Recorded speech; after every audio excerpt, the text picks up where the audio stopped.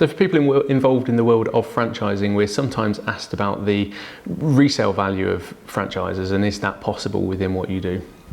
The answer is yes. So we've had a number of franchise partners that have sold some, part or all of their portfolios over the year. The key difference between ourselves and other franchisers that are out there, however, is that you own these assets, you own these houses, and technically they're at your behest as to what you would choose to do with them. For a variety of reasons, people have sold up. There is a misconception that you'd need to convert that property back to a normal residential house. That isn't the case. Once it's trading as an HMO, there is a very buoyant, resilient secondary market for these. So you sell an existing asset-backed investment which has a stable cash flow, and the investor pot for that is considerable.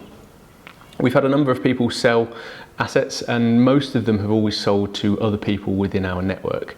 So as an analogy, I sometimes think of this as like a classic car. So if you're into your classic cars and you know that you've looked after it and had it serviced all the way through the years, you're likely to sell it to another collector, somebody that you know, somebody that's familiar and up to speed with that particular brand of car, and so on and so forth.